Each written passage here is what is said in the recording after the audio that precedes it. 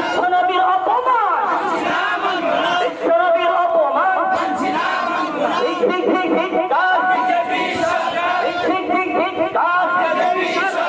দুপুর সর্বান্তে বিলম্বে ফাঁসি চাই, ফাঁসি চাই, দুপুর সর্বান্তে বিলম্বে ফাঁসি চাই, ফাঁসি চাই, ঠিক ঠিক ঠিক ঠিক কাজ, ঠিক ঠিক ঠিক ঠিক কাজ। নারায়ে তাকবীর, নারায়ে তাকবীর। আমরা হলাম নবীর সেনা, ভয় করি না বলে দেবো না, ভয় করি না বলে দেবো না। নারায়ে তাকবীর, নারায়ে তাকবীর। বিশ্বনবীর অপমান, বিশ্বনবীর অপমান, বিশ্বনবীর অপমান, বিশ্বনবীর অপমান, বিশ্বনবীর অপমান। সবাই গানে গানে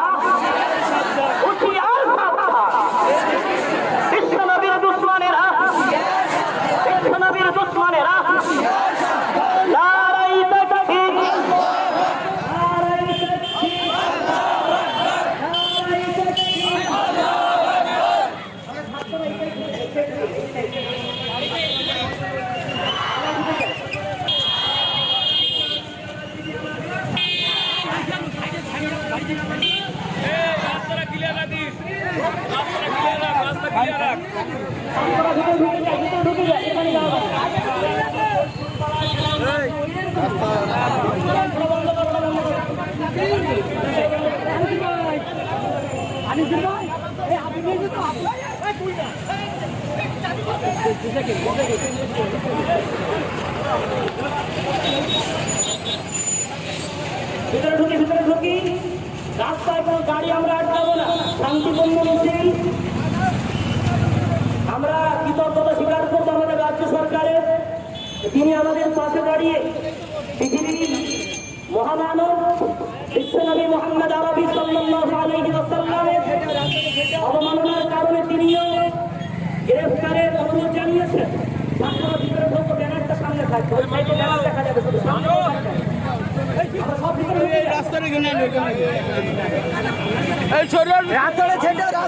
এক সাইডে থাকবে, এক পাশে সাদা থাকবে, এক সাইডে থাকবে, এক সাইডে সাদা থাকবে। পিছনে চলে আসি, পিছনে আমাদের সামনে বসতে হবে, পিছনে চলে আসি, পিছনে ঠিক আছে, ব্যানারের এই সাইডে চলে আসি। ভিডিও করো, ভিডিও করো, ওটা না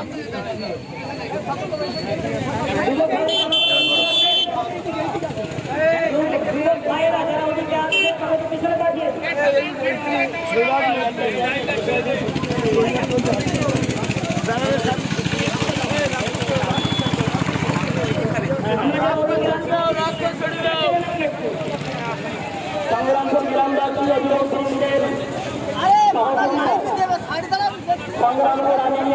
মাদ্রাসার পক্ষ থেকে গত 26শে মে ভারতবর্ষের বিজেপি পার্টির মুখপাত্র নুপুর শর্মা নির্লজ্জ এক মহিলা।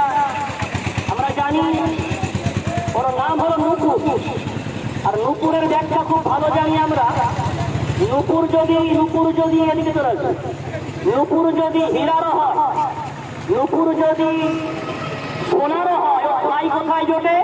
উচ্চে বলি, নুপুরের ঠাই কোথায়? নুপুরের ঠাই কোথায়? তাই আমরা কি বলেছি? নুপুর শর্মার দুই গালে গালে গালে, শর্মার দুই গালে তালে তালে। সুতরাং এই নুপুর শর্মা কলঙ্কিনী মহিলা। ভারতবর্ষ সেকুলার স্টেট, সব ধর্মের মানুষের অধিকার আছে ভারতবর্ষের পরিপূর্ণভাবে স্বাধীনতার সাথে ধর্ম পালন করা। দুঃখনীয় বিষয়, 26শে মে বিশ্ব নবী রাসূল পাক সাল্লাল্লাহু আলাইহি ওয়াসাল্লাম সম্বন্ধে একটা খুব খারাপ মন্তব্য করেছে। আমাদের তো জানার দরকার মন্তব্যটা কি, ঠিক না ঠিক? আল্লাহ রাব্বুল আলামিন যে নবী পাক সাল্লাল্লাহু আলাইহি ওয়াসাল্লাম সম্বন্ধে কোরআনে বলছেন, ওয়ামা আরসালনাকা ইল্লা রাহমাতাল লিল আলামিন। ও পৃথিবীর মানুষ, আমি রব, আমি গড, আমি ঈশ্বর, তোমাদের সকলের কাছে আমার দয়ার সাগর করে পাঠিয়েছি। সকলে বলে সুবহানাল্লাহ। সেই দয়ার সাগর নবী শুধু মুসলমানের নবী নয়, তিনি শুধু মুসলমান ইসলামের নবী নয়, গোটা পৃথিবীর সব জাতি সব মানুষের তিনি নবী। সুতরাং সেই মহামানব 1500 বছর আগে যিনি আমার ধরা থেকে চলে গেছেন, সেই পৃথিবীর মহামানবের বিরুদ্ধে এই কলঙ্কিনী মহিলা বলে কিনা তিনি একজন 6 বছরের মেয়েকে বিবাহ করেছেন। 6 বছরের মেয়েকে। আমার যারা অন্য ধর্মের মানুষ আমার শুনছেন, অনুরোধ করব ইসলামকে একটু পড়ার জন্য। মুসলমান হতে বলছি না, একটু ইসলামটা পড়েন, ইসলামটা জানেন, এই মহামানবকে একটু চেনে, আপনার চোখ দিয়ে ঝরঝর করে পানি ধরবে।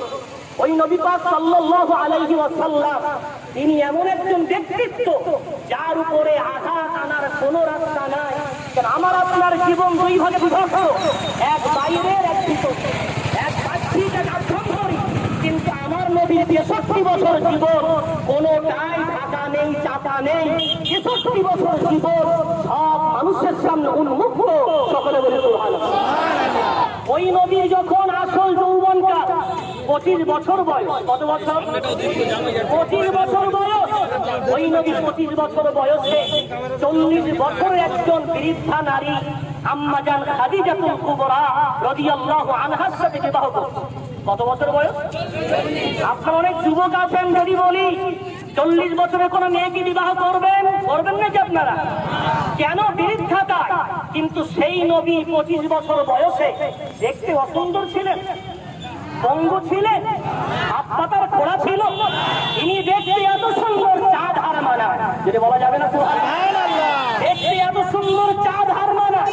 সেই নবী 40 বছরের একজন বৃদ্ধা মহিলার সাথে বিবাহ করে দীর্ঘ 25 বছর তার সঙ্গে ঘর সংসার করলেন। এর মধ্যে একটাও বিবাহ তিনি করেননি। একটু জোরে বলে সুবহানাল্লাহ।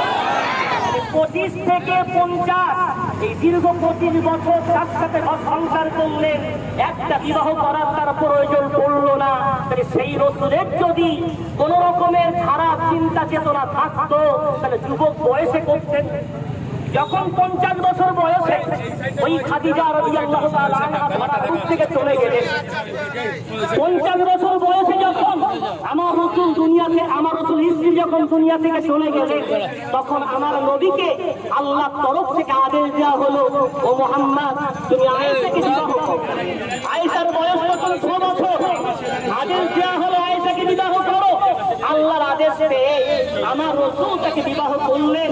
তবে ছোট মানুষ বলে তাকে বাড়িতে আনলেন না, ছোট মানুষ বলে তাকে ঘরে আনলেন না। আরো 3 বছর তাকে অপেক্ষা করতে হলো। 9 বছর বয়সে আমার রাসূল তাকে তার বাড়িতে আনলেন। এই 9 বছর বয়সে বাড়িতে আনলেন, বিয়ে হয়েছে 6 বছরে। এই নুপুর শর্মা বলে কিনা 9 বছরে বিবাহ করেছে, 6 বছরে বিবাহ করেছে, আর 9 বছর বয়সে একজন নাবালিকার সঙ্গে সেক্স করেছে। নাউজুবিল্লাহ বলবেন না? খুশিয়ার বিয়ে বলেন না? দুই গানে শর্মার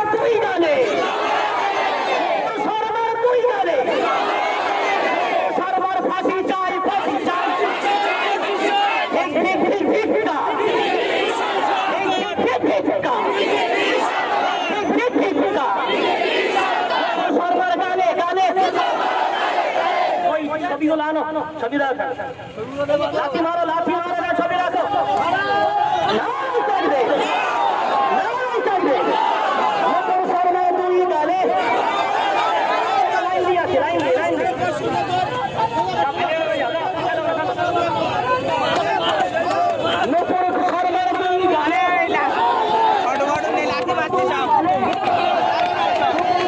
দুই গালে ছবি আছে, জুতো না হাতে, জুতো না। নকুল শর্মার দুই গালে, দুই গালে, দুই গালে, দুই গালে, দুই গালে।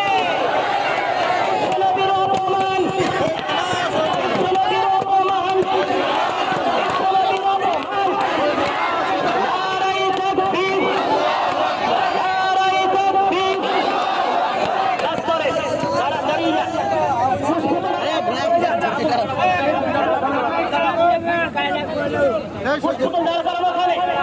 এই যে আমরা দেখছি আসলে আমরা বিদ্যুৎ আগুন দিচ্ছি না, আমরা আগুন দিচ্ছি এই নকুল শর্মার গানে। বাচ্চারা সরে যায়, মাদ্রাসার বাচ্চা সরিয়ে দেয়, মাদ্রাসার বাচ্চা কেউ থাকবে।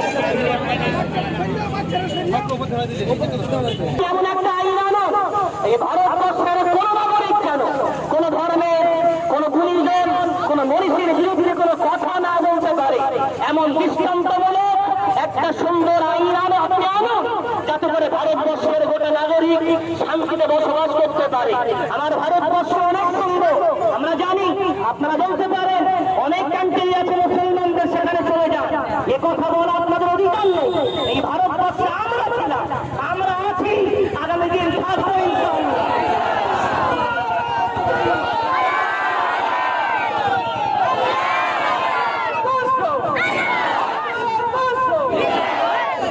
এই ভারতবর্ষের মাটি নিংড়ানে যেমন ভারতবর্ষের মাটি থেকে হিন্দুর রক্ত ঝরবে, খ্রিস্টানের রক্ত ঝরবে, বরং তার চেয়ে শতগুণ রক্ত আমার মুসলমানের ঝরবে।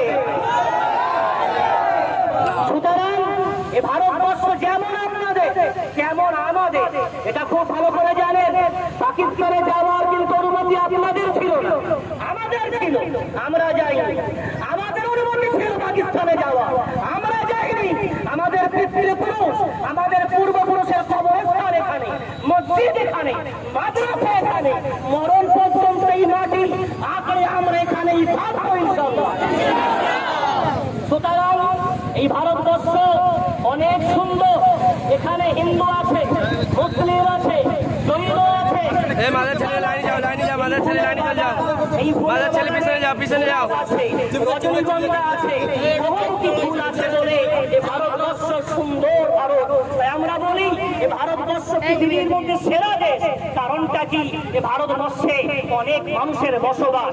তাই সরকার বাহাদুরের কাছে আমাদের অনুরোধ, এবং রাজ্য সরকারের কাছে আমাদের অনুরোধ, আপনি শুধুমাত্র অ্যারেস্ট করে বলে এই কথার উপরে ক্ষান্ত থাকবেন না।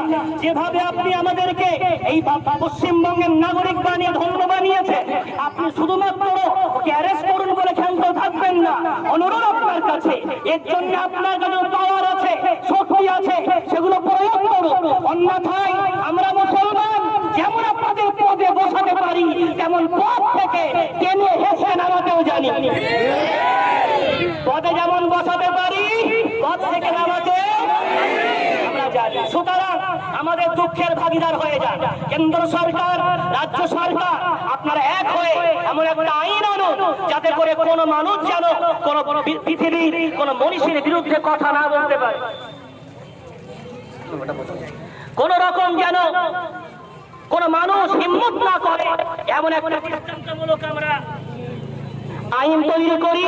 এই প্রতিবাদী মিছিল থেকে আমরা এতটুকু অনুরোধ জানাবো, আমাদের মাঝে অনেক উপস্থিত আছেন, বিশেষ করে মাদ্রাসার কিছু সন্তান ছাত্র, তারা প্রতিবাদী কিছু গজল উপস্থাপন করবে।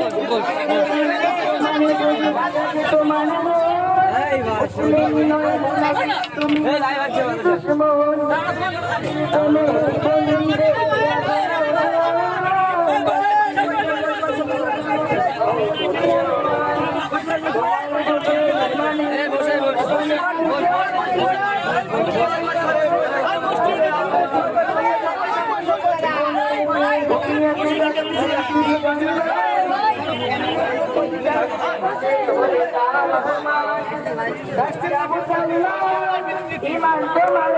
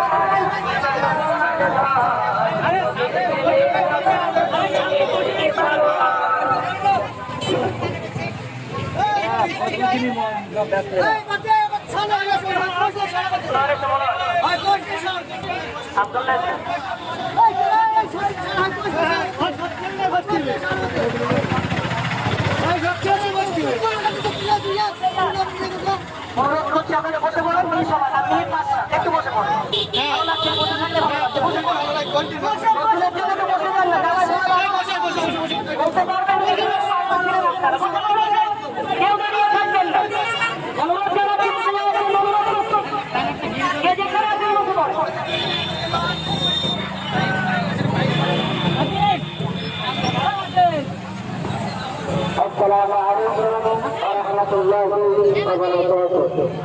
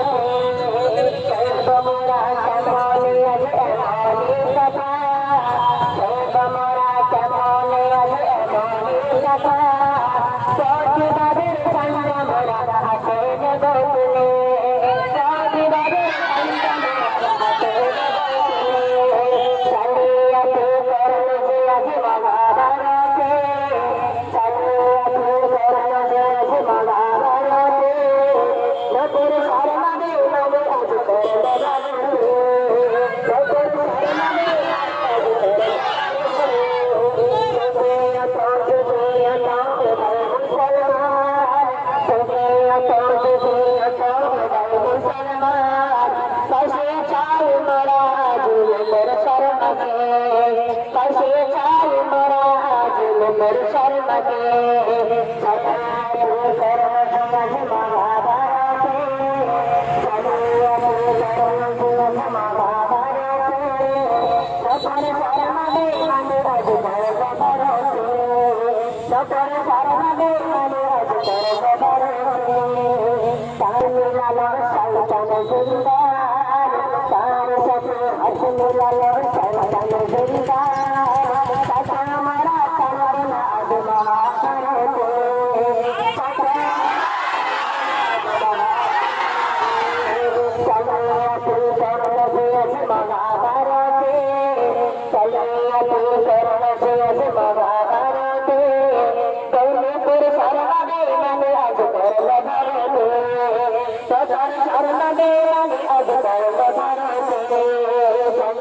तू करते अजमाना करते समिया तू करते अजमाना करते सफर शर्मा दे मन अजगर करते सफर शर्मा दे मन अजगर करते सफर शर्मा दे मन अजगर करते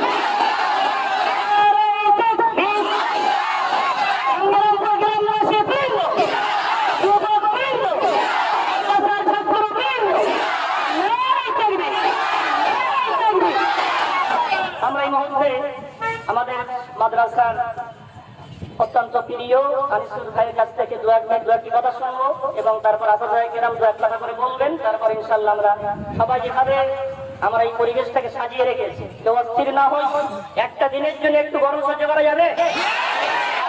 হাত ধরে দেখা আলহামদুলিল্লাহ। বসে পড়েন, বসে যায়, পরিবেশে ভালো লাগছে। আমরা এই দু এক কথা হুজুরদের মুখ থেকে শুনি, আমরা তারপর পরে ইনশাআল্লাহ দোয়ার মাধ্যমে আজকে আলোচনা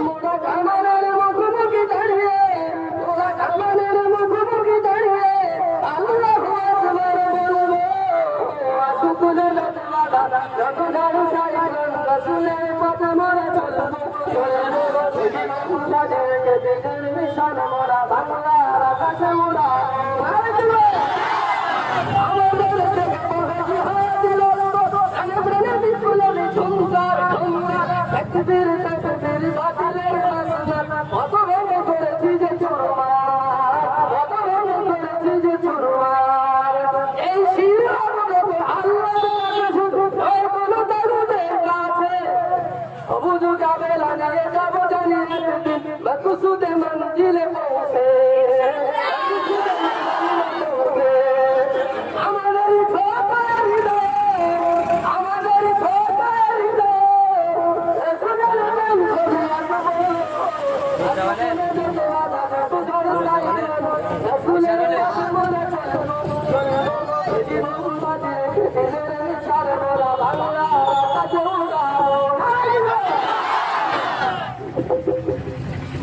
এখন আপনারা সব মাওলানা হাফিজুল ইসলাম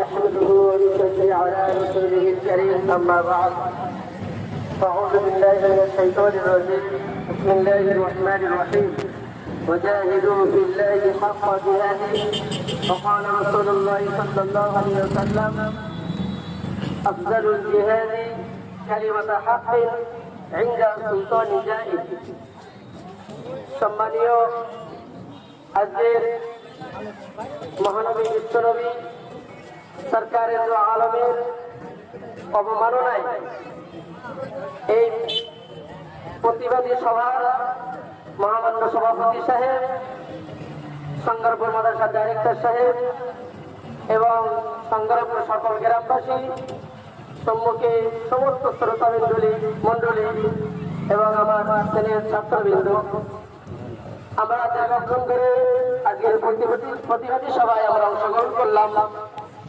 আমাদের একটা ইমানি তাকাজা, সত্যি যদি আমাদের মধ্যে ইমান থাকে, সত্যি যদি আমরা এক আল্লাহকে বিশ্বাস করে থাকি, আর সত্যি যদি মানবতা পথ বলে কিছু আমাদের মধ্যে থাকে, তাহলে এইরকম একটা ব্যক্তিত্বের সম্পর্কে যে অবস্থা নারী যে নুপুর শর্মা এরকম একটা কথা সে বলতে পারে, সমস্ত মানুষ এর প্রতিবাদ অবশ্যই জানা দরকার।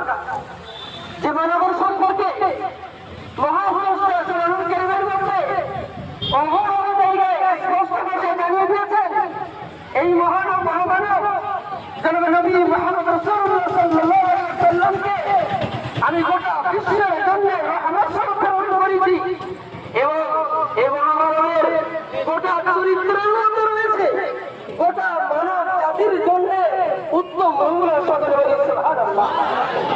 যে মহামানব মহাপুরুষটা কোরআনুল কারীমের মধ্যে চরিত্র সম্পর্কে ঘোষণা দিয়ে বললেন যে গোটা মানব সমাজের জন্য আমি রেখেছি নবী মুহাম্মদুর রাসূলুল্লাহ সাল্লাল্লাহু আলাইহি ওয়াসাল্লামের মধ্যে উত্তম চরিত্র, উত্তম নমুনা, উত্তম আচরণ।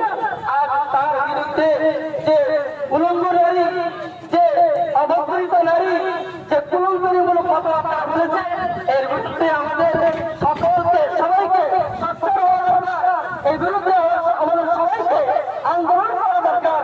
যতটা আজকে আমাদের ধর্মগুরু নবী মুহাম্মদ রাসূলুল্লাহ সাল্লাল্লাহু আলাইহি ওয়াসাল্লামের সেই কলঙ্কিমূলক কথা বলেছে, এরপরও অন্যান্য ধর্মের গুরুদের সম্পর্ক যে এরকম কলঙ্কিমূলক কথা বলবে না, এতে কোনো নিশ্চয় নাই। সুতরাং আমাদের সকলকে ধর্ম বর্ণ নির্বিশেষে একমাত্র এই প্রতিবাদ জানানো দরকার যেন ভারতবর্ষ সরকার তাকে অ্যারেস্ট করতে, তাকে যেন ফাঁসি দিতে বাধ্য হয়। এরকম একটা কুলঙ্গিত নারী দেশে থাকা মানে দেশের কম এরা এদেরকে দুনিয়া থেকে মিটিয়ে নেওয়া দরকার। আমি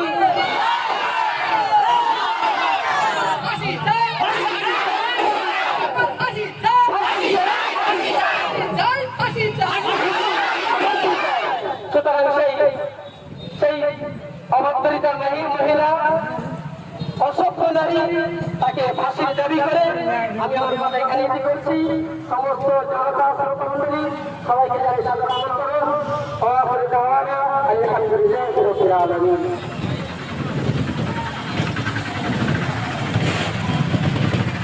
আলহামদুলিল্লাহ আমরা আপনার মুখ থেকে শুনছি। এখন আপনাদের মাঝে যিনি আসছেন আমাদের মাদ্রাসার শিক্ষক হাফেজ মাওলানা মুফতি হাফিজুর রহমান।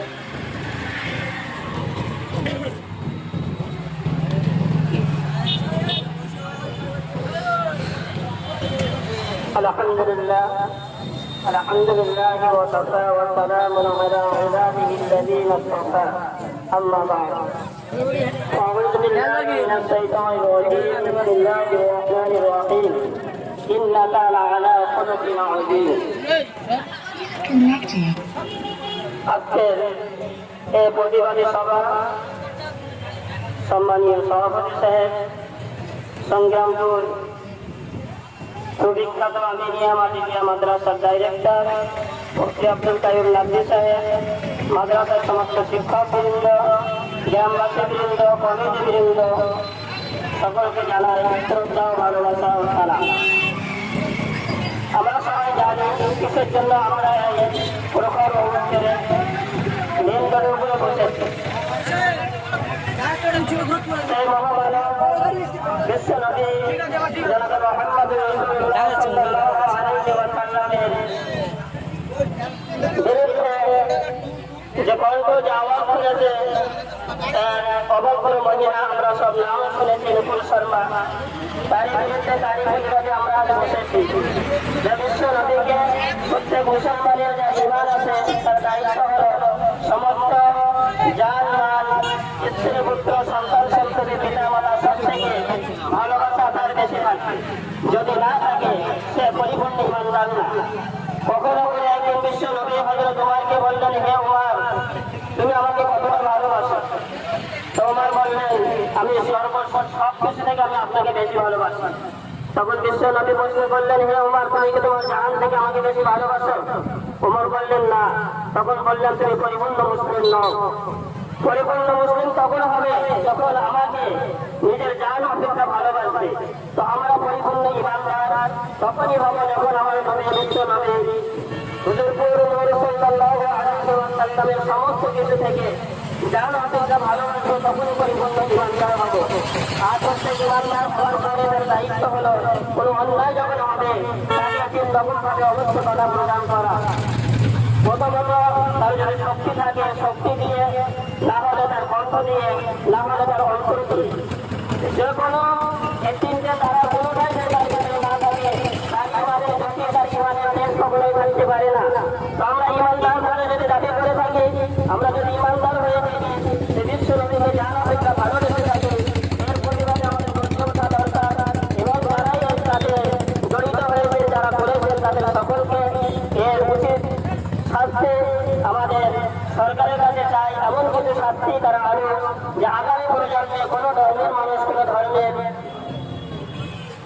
পুলিশকে বা ধর্ষণ করে আঘাত না কোনো কথা না বলে এই দাবি জানিয়ে যারা এই কটূক্তি করেছেন তাদের ফাঁসি জানিয়ে আমি অল্প বক্তৃতা এখানে শেষ করছি।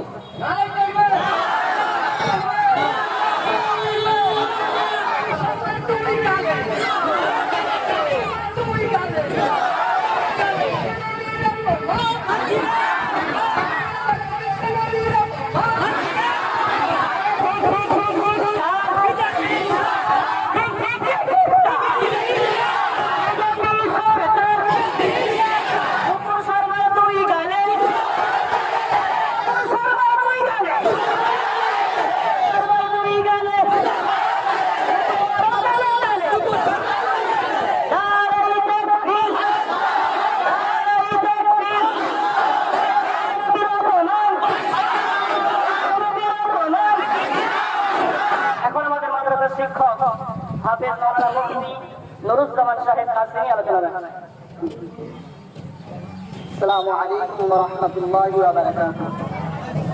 حامدا ومصليا أما بعد، أعوذ بالله من الشيطان الرجيم. بسم الله الرحمن الرحيم.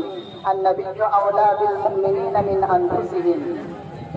সর্বাগ্রে সর্বপ্রথম সেই মহামহিম পালন কর্তার প্রতি লক্ষ কোটি হামদ ও সুজুদ বর্ষিত হোক, যিনি আমাদেরকে এইখানে একত্রিত করেছেন। সকলেই বলি আলহামদুলিল্লাহ। পরের পর্যায়ে সেই নবী বিশ্বনবী জানাকে কেন্দ্র করে আজ আমরা এখানে একত্রিত হয়েছি। সেই নবীর প্রতি দরুদ বর্ষিত হোক, সকলে বলি সাল্লাল্লাহু আলাইহি ওয়াসাল্লাম। অতঃপর আজকের এই ইফতার সভায় যারা আমরা উপস্থিত হয়েছি সকলকে শ্রেণীগত বুক ভরা ভালোবাসা ও অভিনন্দন।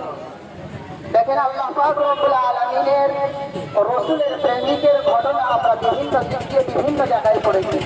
তো প্রেমিকের মধ্যে আমিও একটি মহামানবের মহাব্বতের এবং তারা আশিকের একটি ঘটনা আপনাদের আজকের এই দিনে মনে করিয়ে দিই। হযরত হাবিব বিন যায়েদ বলে একজন নবীর সাহাবী ছিলেন। কোন এক সময় মুসাইলামাতুল কাযযাব বলে নবীর দাবি করেছিল, মিথ্যা নবুয়তের দাবি। তো রাসূলুল্লাহ সাল্লাল্লাহু আলাইহি ওয়াসাল্লাম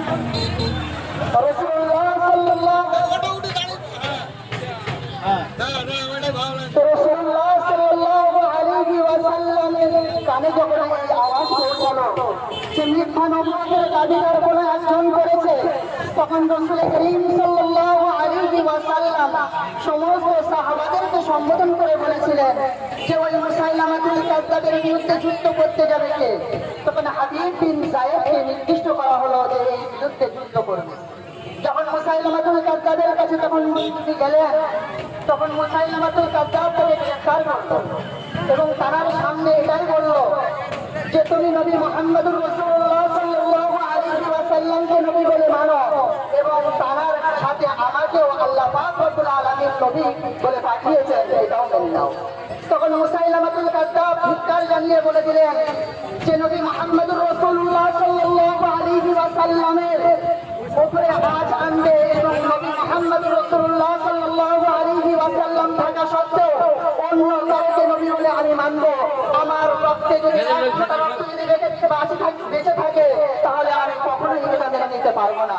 তখন মুসাইলামাতুল কাযযাব সেই হাবিব বিন যায়েদকে হুকুম দিল যে এর একটা হাত কেটে দেওয়া হোক। হযরত হাবিব বিন যায়েদ রাদিয়াল্লাহু তাআলা আনহু একটা হাত কেটে দেওয়া হলো। তারপরে আবার জিজ্ঞাসা করা হলো যে তুমি আমাকে নবী বলে মানো কিনা? তারপরে পুনরায় আবার বললো যে দুনিয়ায় যতদিন বেঁচে থাকবো আমি তোমাকে নবী বলে কখনোই মেনে নিতে পারবো না। পরস্পর এমন ভাবে হযরত হাবিব বিন যায়েদের চারটে অঙ্গ কেটে দেওয়া হলো। তখন মুসাইলামাতুল কাযযাব জমিনের মধ্যে লুটে পড়লেন এবং ঘটনাক্রমে তার জান বিলীন হয়ে গেল। তখন মুহাম্মদুর রাসূলুল্লাহ সাল্লাল্লাহু আলাইহি ওয়াসাল্লামের নবুয়তের পক্ষে কোনো আজ আনতে দেয়নি।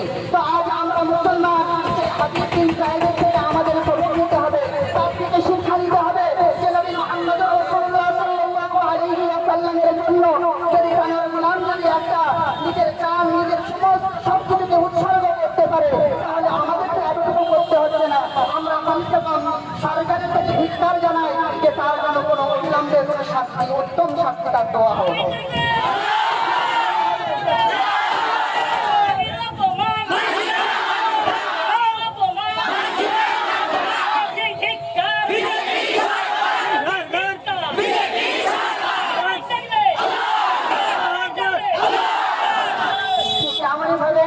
আমাদের একজন চার ইমামদের এক ইমাম হযরত ইমাম মালিক রাহমাতুল্লাহ আলাইহি তার কাছে কোনো এক সময় একজন মানুষ জিজ্ঞাসা করলেন যে ইমামে মালিক আপনি বলে দেন যদি কোনো ব্যক্তি নবীর অপমান সহ্য করে থাকে তাহলে তার কি করা উচিত?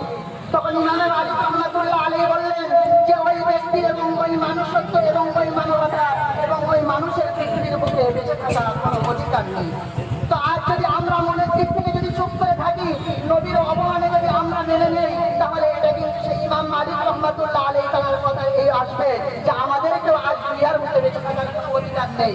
সেই জন্য আমরা সকলেই অন্তর দিয়ে এবং সমস্ত ক্ষমতা অনুযায়ী আমাদের যতটা আছে আছে এটাই আবেদন জানাতে পারি যে অনতিবিলম্বে একটা ল এবং একটা আইন এমন তৈরি হোক যে কোনো পৃথিবীর বুকে যদি কোনো জায়গায় নবী মুহাম্মদ রাসূলুল্লাহ সাল্লাল্লাহু আলাইহি ওয়াসাল্লামের যদি কোনো কটূক্তি করা হয়, তার ভিতরে যদি কোনো বেয়াদবি করা হয়, তো তার জন্য শাস্তি অতিমাত্রায় হয়।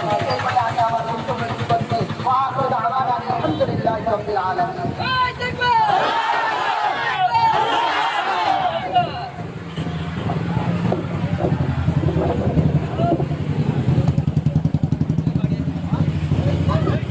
এখন আপনাদের সম্পর্কে আমাদের সংগ্রাম আমিয়া মাদিয়া মাদ্রাসার ডাইরেক্টর আমাদের সকলের প্রেরণ করে বরণকে মুফতি আব্দুল কারিম নাকভি সাহেব কিছুক্ষণের জন্য বক্তব্য রাখেন।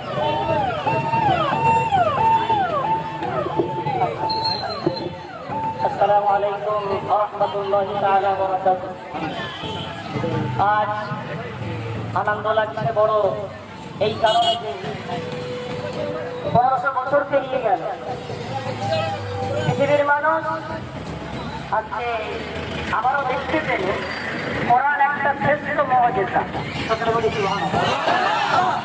1200 বছর আগে এই কোরআনে 22 পারার 4 পৃষ্ঠায় একটি আয়াত লেখা আছে। আল্লাহ বলছেন ওমা কানা লাকুম আন তুতু রাসূলাল্লাহ, তোমাদের কার অধিকার নেই যে আমার নবীকে তোমরা কষ্ট দেবে। এটা বলা যাবে না? কারণ অধিকার নেই তোমরা আমার নবীকে কষ্ট দেবে। পরক্ষণে 5 পৃষ্ঠা আল্লাহ বলছে ইন্নাল্লাযীনা ইউযুনাল্লাহ ওয়া রাসূলাহু লা'নাহুমুল্লাহু ফিদ দুনিয়া ওয়াল আখিরাহ ওয়া আ'আদ্দা লাহুম আযাবান মুহিনা। ও পৃথিবীর মানুষ জেনে রেখো, যদি আমি আল্লাহকে কষ্ট দাও আর আমার নবীকে কষ্ট দাও, আমি আল্লাহ তোমাদের দুনিয়ায় লাঞ্ছনা দেব, বঞ্চনা দেব, অভিশাপ দেব, আর আখিরাতে তোমাদের জন্য রেখে দিয়েছি জঘন্য নিকৃষ্টতম শাস্তি। একটু জোরে বলা যাবে কোরআন সত্য না মিথ্যা? 1500 বছর আগের কথা। রাসূলকে দেখা দিলে দুনিয়াতে লাঞ্ছনা হবে। এই নূপুর শর্মার লাঞ্ছনা হচ্ছে না? হচ্ছে ভারতবর্ষে পৃথিবীর মানুষ দেখে না, এই কোরআন হলো পৃথিবীর মধ্যে শ্রেষ্ঠ মুজিজা। এই কোরআন বলেছে নবীর বিরুদ্ধে যে একবার কথা বলেছে তাকে দুনিয়াতে তো লাঞ্ছনা আছেই আছে, যার প্রমাণ স্বয়ং এই নূপুর শর্মা। এর আগেও জানেন আমাদের ফ্রান্সের মেট্রো, জানেন না? ভুলে গেছেন না? ফ্রান্সের মেট্রো ভুলে গেছে। 2019-এ বিশ্বনবীর ব্যঙ্গচিত্র করেছে, মনে আছে আপনাদের? পৃথিবীর মানুষ ফ্রান্সের মাঠ জনপ্রসব বয়কট করেছে। সেই মেট্রো বাধ্য হয়ে না খেতে ক্ষমা চাইতে বাধ্য হয়েছিল। একজনে বলেন এটাই করা। অর্থাৎ তুমি যত বড় শক্তিশালী হও, শক্তিশালী তুমি বাহক হও, নবীর বিরুদ্ধে কথা বললে তোমাকে পায়ের তলায় ঠাঁই এই পৃথিবীর মানুষ দিয়ে দেবে। সাধুবাদ জানাতে হয় ভারতবর্ষের ওই সমস্ত জ্ঞানী গুণী আমার অন্য ধর্মাবলম্বী মানুষদের। আমরা একা প্রতিবাদ করছি না, আলহামদুলিল্লাহ। আমার অন্য ধর্মের মানুষ, অনেক হিন্দু, অনেক জৈন, অনেক খ্রিস্টান, অনেক পাঞ্জাবি ভাই, তারা আমাদের সাথে কাঁধে কাঁধ মিলিয়ে একথা পরিষ্কার বলেছে ভারতবর্ষের জমিনে এমন কথা বলা চরম বিয়াদবি। সুতরাং যারা যারা এই ভারতবর্ষের অখণ্ড ভারতবর্ষকে শান্তি বহাল রাখার জন্য আমাদের পাশে দাঁড়িয়েছে, সকলকে স্যালুট, সকলকে ধন্যবাদ, সকলকে আভ্যন্তরীণ দোয়া। এই সততার প্রতীক হয়ে আল্লাহ যেন আপনাদের সকলকে বাঁচিয়ে রাখে, সুস্থ রাখে, সবল রাখে, উচ্চ আছে বলে আল্লাহ। আর আজকের এই প্রতিবাদী মিছিল লাইভে অনেকে দেখছেন আমাদের এই প্রতিবাদী সভা। এখনই একজন কমেন্ট করছে উত্তরপ্রদেশ থেকে, আমাকে বলছে একটা প্রতিবাদী গজল বলে। এই মুহূর্তে অনেক কিন্তু গজল ছেড়ে দিয়েছি, তবে একটা প্রতিবাদী গজল আমার বাচ্চারা সবাই জানে, ওটাকে একটু বলে দু এক লাইন আমি আমার আলোচনা সমাপ্তির দিকে নিয়ে যাবো। লা ইলাহা ইল্লাল্লাহ, লা ইলাহা ইল্লাল্লাহ, লা ইলাহা ইল্লাল্লাহ, লা ইলাহা ইল্লাল্লাহ, লা ইলাহা ইল্লাল্লাহ, লা ইলাহা ইল্লাল্লাহ। এই কলেমার ঝান্ডা বন্ধু উড়াবো আজ বিশ্বময়, এই কলেমার মুজাহিদদের জয় অভিযানকে দেখায়।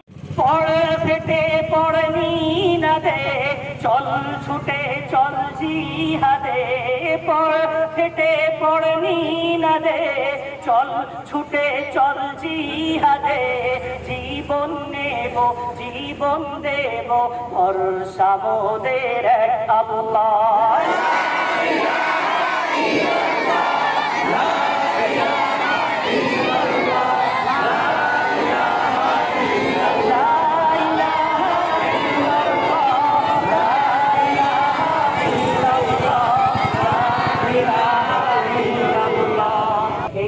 কলেমার ঝান্ডা বন্ধু উড়াবো আজ বিশ্বময়, এই কলেমার মুজাহিদদের জয় অভিযানকে ঠেকায়। বদর ওহুদ খন্দকে এই কলেমার জয় দেখে, বদর ওহুদ খন্দকে এই কলেমার জয় দেখে, জালিম দলের পরাজয় ভারী হলো এই পাল্লা।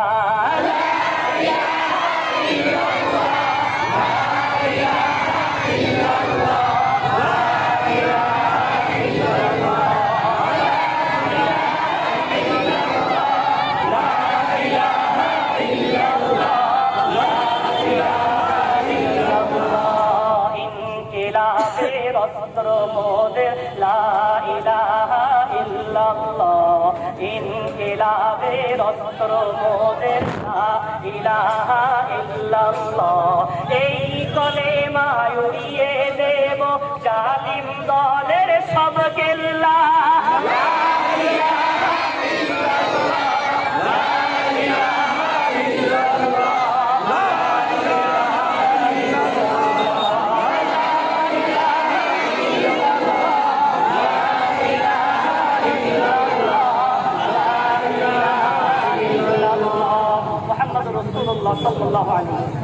তো বিশ্ব নবী রাসূল পাক সাল্লাল্লাহু আলাইহি ওয়াসাল্লামের মহব্বত আমাদের হৃদয়ে আছে না নেই? কার কার আছে হাত তুলে দেখা।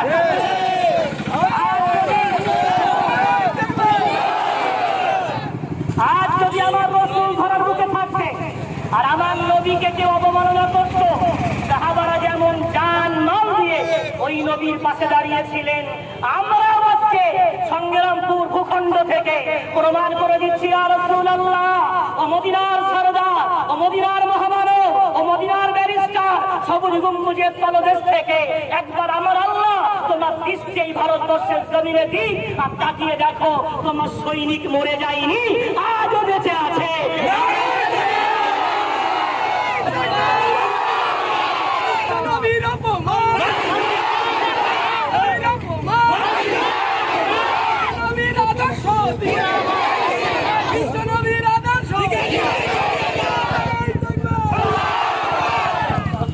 সাল্লাল্লাহু আলাইহি ওয়াসাল্লামকে তার জীবন দশায় কাব বিন আশরাফ, একজন এই নূপুর শর্মার মতো জঘন্য ব্যক্তি ইহুদি, সে বিশ্ব নবীর বিরুদ্ধে কবিতা গায়। জঘন্যতম কবিতা, জঘন্যতম কবিতা বলল। সুতরাং আমার জঘন্যতম কবিতা শোনার পর বললেন, বড় মাথা পারো কিছু নাই, ছেলে রাস্তা ফেললেও বলো। একজন সাহাবা দাঁড়ালেন, মুসলিম বিন মুহাম্মদ দাঁড়িয়ে বললেন, ইয়া রাসূলুল্লাহ, ইয়া হাবিবাল্লাহ, আমি রাজি আছি ওই কাউকে আখলাদের বদলান কেটে আনার জন্য কিছু করে বলা যাবে না। সেই কাউকে আখলাদের সঙ্গে মুসলিম বিন মুহাম্মদ যখন যাওয়ার কথা বললেন, রাসূলকে বললেন, ইয়া রাসূলুল্লাহ, আমি কি কাজ থেকে বাহানা করতে পারি? রাসূল অনুমতি আছে, হ্যাঁ বাহানা করতে। এখন মুসলিম বিন মুহাম্মদ গেল, আর আবু নাইলা ওই কাব বিন আশরাফের একজন চাচাতো ভাই, তাকেও সঙ্গে নিয়ে গেল। গিয়ে এভাবে বলা শুরু করলো, কাব বিন আশরাফ, মুহাম্মদকে আমরা মদিনায় এনে খাওয়ালাম, পড়ালাম, এত সহযোগিতা করলাম, ওই মুহাম্মদকে আজকে নেতৃত্ব দিচ্ছি। এটা কাদের কথা? মুনাফিক। কাদের কথা? ওকে আমরা আল্লাহ আর ও নেতৃত্ব দিচ্ছে। নেতৃত্ব যাদের সহ্য হয় না কারা? সুতরাং বিশ্ব নবীর সম্বন্ধে এমন কথা বললো, অর্থাৎ ওরা ভাবলো, কাব বিন আশরাফ ভাবলো মনে হয় মুনাফিক আমার কাছে। সুতরাং মুসলিম বিন মুহাম্মদ বলল, মুহাম্মাদের জ্বালায় তো আমরা অস্থির, এখন তোমার সঙ্গে সহযোগিতার জন্য তোমার কাছে এসেছি, তুমি কি আমাদের কিছু হাতিয়ার অর্থবিত্ত ধার দেবে? তখন কাব বিন আশরাফ বলল, আমিও তো একই কাজের প্ল্যান করি। কেন? মক্কা থেকে মুহাম্মদ চলে আসার পর বদরের যুদ্ধে যখন মুহাম্মদ সাল্লাল্লাহু আলাইহি ওয়াসাল্লামের জয়লাভ হলো, ওই কাব বিন আশরাফ মক্কায় গিয়ে ইহুদি এবং মুনাফিকদেরকে একত্রিত করে, কুফারে মুশরিককে একত্রিত করে কি করেছিল? ওই কাব বিন আশরাফ ওদেরকে বলেছিল, তোমরা এসো, পিছন দিক থেকে আমরা সহযোগিতা করব। যদি বলেন নাউজুবিল্লাহ। এখন মুসলিম বিন মুহাম্মদ যখন কথা বললো, কাব বিন আশরাফ বলছে, আমারও তো মনে হচ্ছে ঠিক আছে, আমি সহযোগিতা করবো। কোথায় আসতে হবে? বলে অমুক জায়গায়। ঠিক রাত্রে হয়ে গেল, প্ল্যান অনুযায়ী রাত্রে এসে মুসলিম বিন মুহাম্মদ এবং আবু আয়েলা এরা দুজনে মিলে ডাক দিল। স্ত্রী বলছে, এত রাত্রে কোথায় যাও? তো বলে, আমার কথা দেওয়া আছে, যেতে হবে। তখন স্ত্রী বলছে, আমার মনে হচ্ছে আওয়াজ মৃত্যু ডাক দিচ্ছে। বলা যাবে না সুবহানাল্লাহ? এই আওয়াজ যেন মৃত্যুকে ডাকছে, এই আওয়াজ মৃত্যুর ডাক দিচ্ছে। চোখটি দিনারে দেখবি,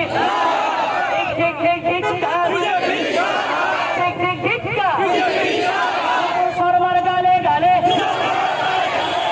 সরমার দুই গালে, সরমার দুই গালে, জুতো নেই, আপনি জুতো নেই নাকি দেখান না? সরমার দুই গালে, সরমার দুই গালে,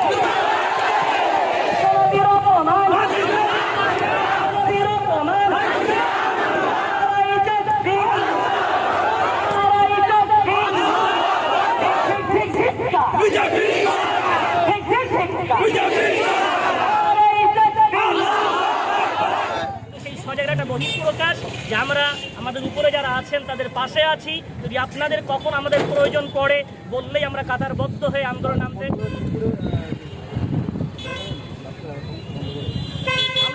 আমরা রাস্তা বন্ধ করে করতে চাই। মানুষের আমাদের যিনি অন্যায় করেছে তার বিরুদ্ধে আমাদের এই প্রতিবাদ। আমরা শান্তিপূর্ণ আন্দোলন করতে চাই। এটা মানুষ হ্যারেস হোক, কিছু কিছু মানুষ আমাদের জোশ আর হোশ, এ দুটো একটা উর্দু ভাষা আছে। এই জোশ আর হোশ দুটো ঠিক রেখে প্রতিবাদ করতে হয়। জোশের সাথে হোশ যদি হারিয়ে ফেলে, অন্যায় করলো এক আর শাস্তি পাওয়া আর একজন পথচারী, এটা ইসলাম বলে না, এটা শান্তির পরিপূর্ণ বিরোধী। সুতরাং অনেক আমার রুগী আছে, পথচারী অনেক, আমার কি বলে, অনেক প্রয়োজনীয় মানুষ রাস্তায় চলছে, তাদেরকে আটকে আমরা এমন কিছু করতে চাইনি। শান্তিপূর্ণ প্রতিবাদ আমরা করছি। সব এলাকাতেই যারা আমরা নেতৃত্ব দিচ্ছি এটাই বলছি, শান্তিপূর্ণ হোক। তবে সরকার যদি কোনো পদক্ষেপ না নেন, এই দীর্ঘ 15-16 দিন হয়ে গেল, সরকার যত কোনো পদক্ষেপ নেননি, যদি না নেন তো আগামী দিনে আমরা রাস্তা আটকাতে বাধ্য হব এবং গোটা ভারত লক করে দেবো, যাতে করে ভারতবর্ষের সরকার যেন এটা বুঝতে পারে যে আমি কিন্তু একে একে এই চেয়ারে বসিনি, এই নাগরিকগুলো আমাকে বসিয়েছিল। সুতরাং এদের যদি সুখ দুঃখ আমি না বুঝি, যেমন বসিয়েছে তেমন পা ধরে নামাতে ওরা জানে, এতটুকু আমাদের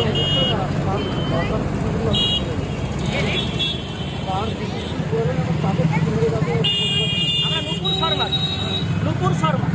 নুপুর শর্মা এমন একজন বিতর্কিত মহিলা এবং জিন্দালের বিরুদ্ধে তাকে সাপোর্ট করার জন্য আমরা প্রতিবাদ জানালাম। বিশেষ করে নুপুর শর্মা যে কথাটা বলেছে, মুহাম্মদ সাল্লাল্লাহু আলাইহি ওয়াসাল্লাম 9 বছর মেয়েকে বিয়ে করেছে আর 6 বছর মেয়েকে বিবাহ করেছে আর 9 বছর বিয়ে তাকে ধর্ষণ করে সেক্স করেছে, এই কথাটা এমন একজন মহামানবের বিরুদ্ধে শেখকে বলা কোনো মুসলমান এটা সহ্য করতে পারে না। আর শেখ জানি ধর্ষণ তাকে বলা হয়, বিবি ছাড়া অন্য কাউকে করলে ধর্ষণ বলে, যে বিবির সাথে মেলামেশা করলে ধর্ষণ বলা হয় না, অথচ তাকে ধর্ষক বলা হচ্ছে। সুতরাং আমার নাম মোহাম্মদ আব্দুল কাইয়ুম নাদভী, আমার বাড়ি কাটিয়াহাট। আমি এখানে সংগ্রামপুর মাদ্রাসা পরিচালনা করি এবং গ্রামবাসী আমার পাশে আছেন, গ্রামের মেম্বার, গ্রামবাসীর